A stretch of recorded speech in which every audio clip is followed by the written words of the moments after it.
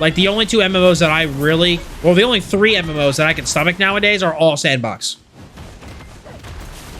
BDO, Albion, and Old School RuneScape. They're all Sandbox games because I just log in, I do whatever I want, and I log off. So, I don't know. I really think that if Ashes is going to be like... Granted, I don't really keep up with Ashes all that much. Like... I'm really like, I don't know. I'm really jaded when it comes to new MMO releases just because every single one of them has been so bad. So I've just been kind of like waiting until it gets closer and closer to launch, and then like I'll eventually like look into it and learn more about it. So the other type of MMO that isn't Sandbox is called Themepark. So like a Themepark MMO is like World of Warcraft. World of Warcraft is the textbook for a Themepark MMO. It's like a guiding process, right? So you level up, you get from level 1 to level 60. Once you hit level 60, you got to get started, you know, working on your covenant. Because your player power is tied to your covenant. And then you also have to work on your legendary. And then you also have to get gear. With the goal of being to do dungeons, raids, or PvP. But it's a guided process. You level, you gear, you work through your borrowed power systems, and then you run endgame content. It's a very step-by-step process. Where in Sandbox games, it goes, all right, buddy, congratulations, you beat the tutorial. Go figure out what the fuck you're supposed to do. You know? That's Sandbox. You do the tutorial, they give you a slap on the back and a hearty handshake and send you on your way.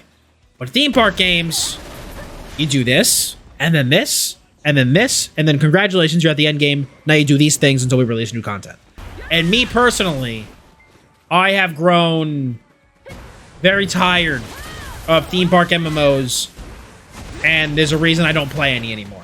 WoW would have to do some pretty special stuff with Dragonflight for me to really stick around. I'm gonna be trying the game, don't get me wrong, because I try every WoW expansion. But for me to actually stick to it, they're gonna have to do something special with it. And in Themepark, they force you to do stuff and change now with dailies and weeklies, yes. And then I always love the, oh, but Dottz, BDO has dailies and weeklies, Dottz. How can you complain about Lost Ark's dailies and weeklies, Dottz gaming, when BDO has them too? You know, it's like, well, it's very different. Because in Lost Ark, I had to choose through a bunch of fucking pointless, tedious tasks to do that I need to do across multiple characters. Just bullshit chores. But in BDO, every daily and every weekly I do, I choose. I only do the dailies that I want to do. The weeklies that I want to do. And that's the difference. Choice. Player agency. That's the difference. Okay? Is the choice. Plus, a lot of the dailies and weeklies you do in BDO are to do shit you would want to do anyway.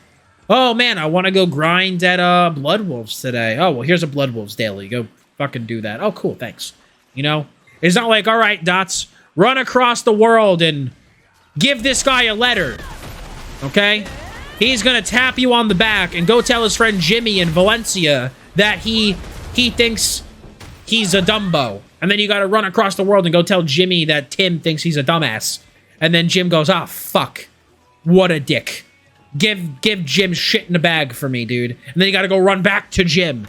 And then you've accomplished nothing except for some pointless daily quest. Or at least in BDO, it's like, hey, the thing you are gonna do, here's a quest to do it. And then you get some rewards afterwards. It's easy. And your progression is also not tied to it. It's not like if Jim does all these dailies and Bob does all those dailies, it's not like they're in different spots in the game. It's just them doing, you know, they're just doing whatever they want and progressing in their own way. If somebody in Lost Ark does dailies and somebody doesn't do dailies, the guy who does the dailies is going to be way further along than the person who doesn't. And so, no, there isn't really choice there. I was going to travel back and forth between Valencia and Sylvia anyway. You can skip them if you want. There's always another way. Exactly.